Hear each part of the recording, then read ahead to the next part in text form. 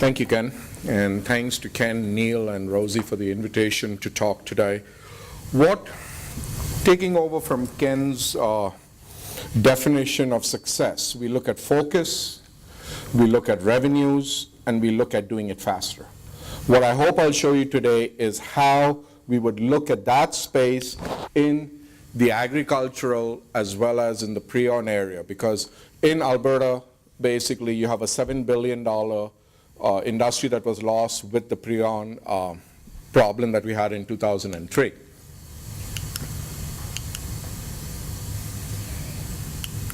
Okay, so the talk, I've broken it up, basically giving you a background on how we look at approaching this.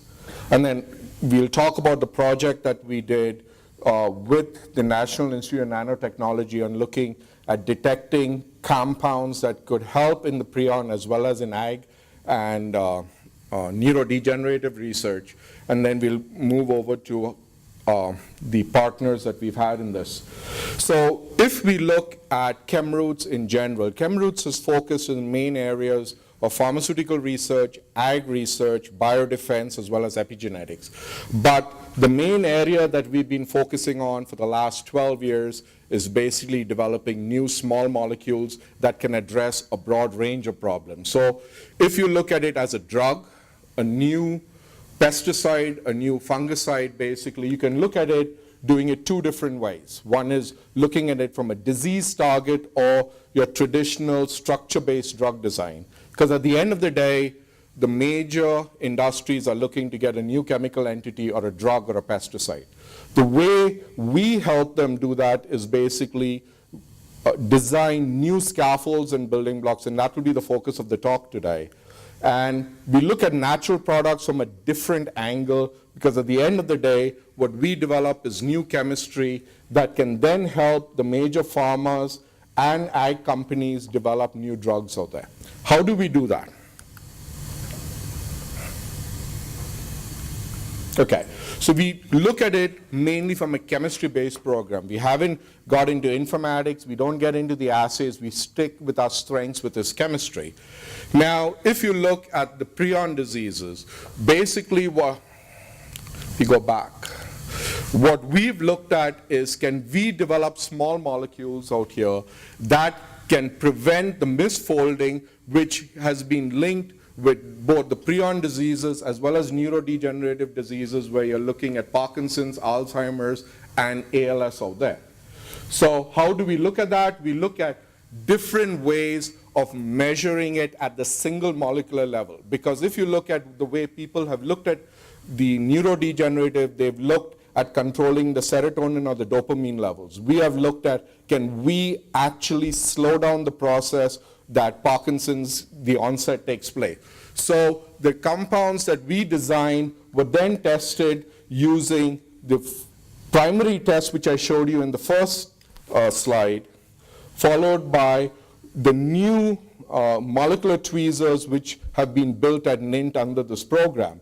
Because what we look at is, using the molecular tweezers, can we identify distinct structures of the protein itself at the single molecular level.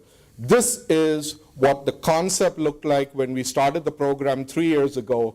This is how it looks today.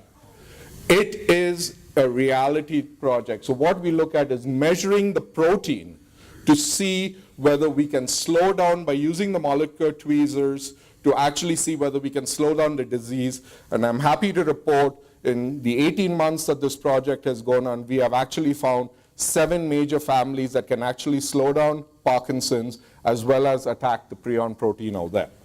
So that is the background to the project that we worked on. How do we take this and apply it to the general community? Because Ken said you need to do things faster to get revenue. I will show you now how we've looked at that. So since this is an ag project, now everybody has heard of Roundup and of Rotenone. So these are the chemical structures of the two herbicide and the pesticide. The way we look at it is, we look at it as a base and then look at hanging decorations around it. So for those of you who are not chemists, think of it as a Christmas tree. You have the base, Christmas tree, and then you look at changing the decorations around the Christmas tree every year. Out there, you keep on adding new decorations, or you move the old ones around. So think of that concept, and now we'll get into the chemistry part of it. So the platform that we've developed over the last 12 years is what we call the Chem Discovery Platform. That is broken up into 4 main arrays. The chem arrays are families of compounds, so you can look at it as one Christmas tree with multiple decorations. The chem cores and the chem kits are different kinds of decorations that you would put on the Christmas tree. The chem targets is basically where we look at the protein-protein interactions. And that's how we came up with the project with NIN to look at slowing down Parkinson's disease, as well as looking at developing cures for the Prion disease, and then natural products. So when you look at natural products have been used as drugs for a long time. So why reinvent the wheel? What we've done is basically taken a natural product, in this case quinine, and broken it down into its base element. And then from the base element, we then hang different decorations around. So that's your first generation of Christmas trees. This is your second generation.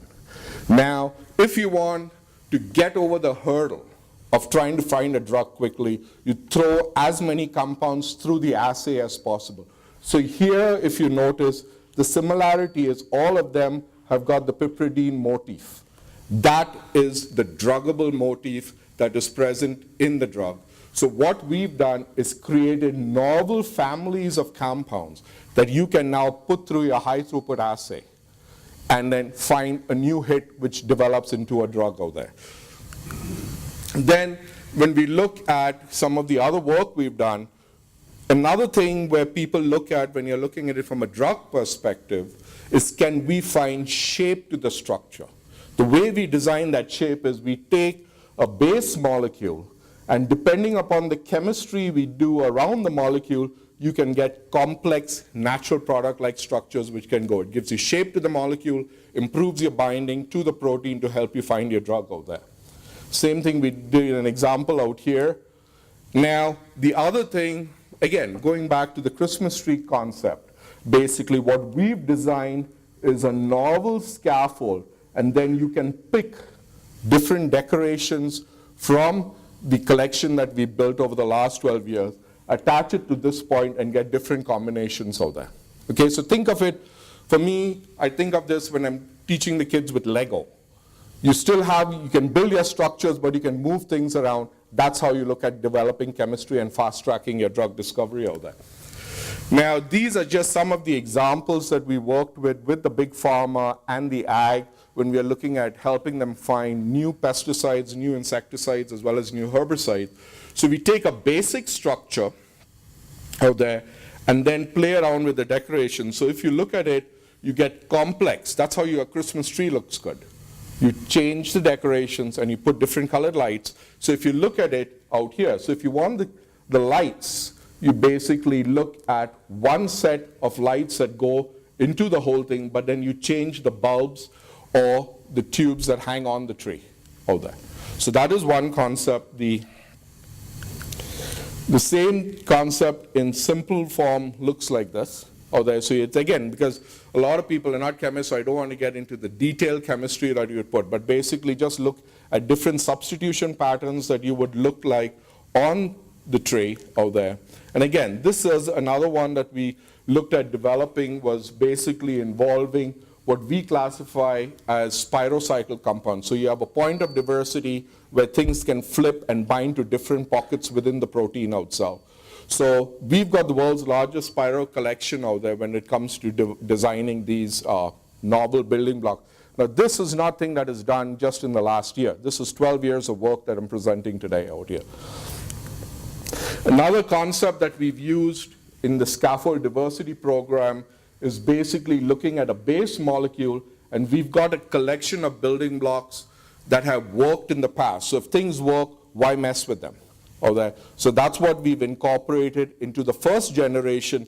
If that doesn't work, what we do with partners is basically look at our first generation of what we classify as building blocks that go into the product, and then working with the partner and based on what they would like to see as points that can improve the efficiency, we then add the second generation of this. Does this work? Basically, yes, it does, because what we've developed over the last few years is basically different ranges. So when you're looking at trying to get an efficient product, you just don't look at one series of compounds. What you look at is small molecules, natural products, and this is the emerging field of epigenetics, where you're looking at modifying the chromatin in the DNA and everything out there, as well as looking at small peptides. But at the same time, it is not just industry that uses it. It's basically academics, the pharmaceutical, the agrochemical companies, as well as now in the emerging field of biodefense.